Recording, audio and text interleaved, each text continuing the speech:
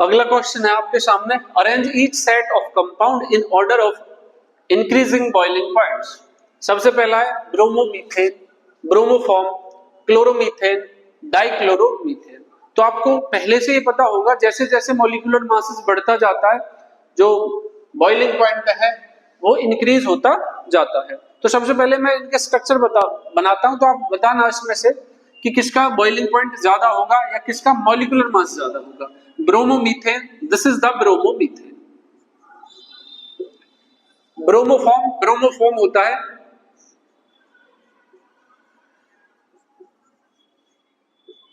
This is the bromoform. And chloromethane, तो methane and chlorine.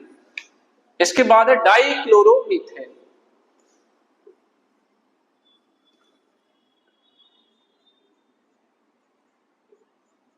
अब यहां अगर आप देखो इस सभी के अंदर एक कार्बन है, बट अगर आप देखो इसमें ब्रोमीन है और इन दोनों को अगर कंपेयर करोगे तो इसका जो मोलर मास है वो ज्यादा है क्लोरीन से। इन दोनों को देखोगे तो इसका ज्यादा है। तो आप किस ऑर्डर में कर सकते हो इसको? फर्स्ट सबसे ज्यादा किसका? फर्स्ट पे ये है, इसका सबसे ज्यादा है। सेकंड पे कौन सा? भाई इसके अंदर 2 क्लोरीन दे रखे हैं, इसके अंदर 1 क्लोरीन दे रखा है, तो सबसे ज्यादा इसका, फिर इसका, फिर सेकंड नंबर पे ये है। थर्ड नंबर पे कौन सा आएगा? थर्ड नंबर पे आ जाएगा आपका ये, एंड फोर्थ नंबर पे आ जाएगा आपका ये। तो सबसे ज्यादा जो बॉइलिंग पॉइंट होगा वो ये रहेगा, फिर इसका रहेगा, फिर इसका रहेगा, एंड देन इसका रहेगा। तो आई होप ये आपको समझ में आया होगा। आप इसी ऑर्डर में इसको लगा सकते हैं। सेकंड है 1 chloropropane, isopropyl chloride and 1 chlorobutane. तो इसमें चेक करिएगा 1 chloropropane, propane, this is the propane, first position पे क्लोरीन है, एंड सेकंड स्ट्रक्चर है आपका आइसोप्रोपाइल क्लोराइड, आइसोप्रोपाइल क्लोराइड यहां पे, एंड 1 क्लोरोब्यूटेन, 1 क्लोरोब्यूटेन। तो यहां पे Cl लगा हुआ है आपका। तो इसमें देखना, इसके अंदर आपको पता होगी जैसे जैसे ब्रांचेस बढ़ती जाती हैं जो बॉइलिंग पॉइंट है वो कम होता जाता है अगर आपके कार्बन सेम है। तो इसमें डाउट होने की बात तो ये, इसमें तो कुछ है ही नहीं कि इसके अंदर तो 4 कार्बन है, तो सबसे ज्यादा जो बॉइलिंग पॉइंट होगा वो इसका होगा। इसके बाद जो बॉइलिंग पॉइंट होगा वो इसका होगा, और सबसे कम किसका होगा? इसका होगा। तो फर्स्ट नंबर पे ये आएगा, सेकंड पे ये आएगा, और थर्ड पे ये आएगा। चल तो बच्चों नेक्स्ट क्वेश्चन है, which alkyl halide from the following pair would you expect to react more rapidly by an SN2 mechanism with your answer? तो इसके अंदर 2 पेयर दे रखे हैं, इसमें आपको बताना है कि SN2 मैकेनिज्म से कौन सी रिएक्शन ज्यादा तेज या फास्ट होगी। तो एक तो ये दे रखा है, एक ये दे रखा। SN2 का मतलब हो गया आपका बाइमोलिकुलर न्यूक्लियोफिलिक सब्स्टिट्यूशन रिएक्शन। इसके अंदर 2 न्यूक्लियोफाइल काम करते हैं।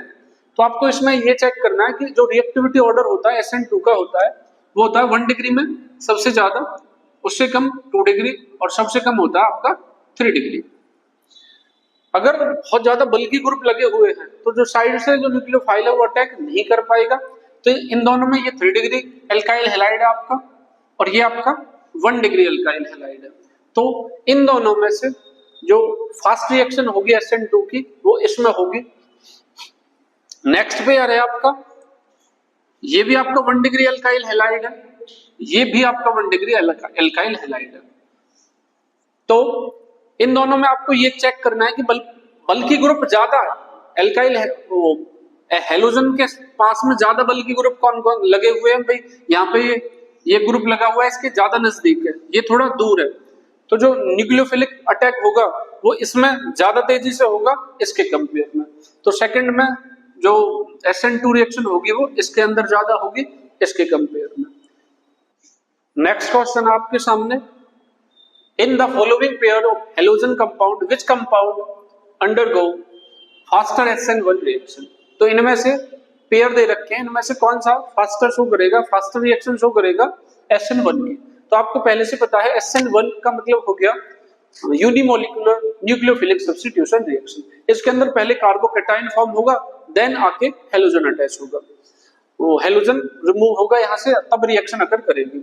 तो सबसे पहले इसकी जो रिएक्टिविटी ऑर्डर होती है वो होती है 3 डिग्री में सबसे ज्यादा, 2 डिग्री में उससे कम, और 1 डिग्री में सबसे कम।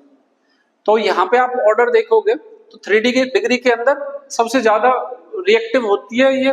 तो यहाँ पे अगर चेक करोगे तो ये जो कार्बन है, ये कौन सा कार्बन है, this carbon attach to 3 other carbon, तो ये आपका 3 डिग्री कार्बन हो गया, and this carbon is secondary.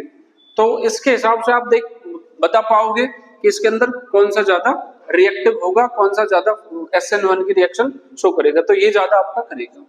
Next आता है इसके अंदर जरा चेक करो, ये वाला जो कार्बन है ये 1 डिग्री कार्बन है, और ये वाला जो कार्बन है ये 2 डिग्री कार्बन है। तो 2 डिग्री और 1 डिग्री में से आप बता पाओगे कि 2 डिग्री ज्यादा रिएक्टिव होता है 1 डिग्री, तो यहां से इसका आंसर आएगा ये वाला, ये ज्यादा रिएक्टिव रहेगा SN1 रिएक्शन के अंदर। Thank you.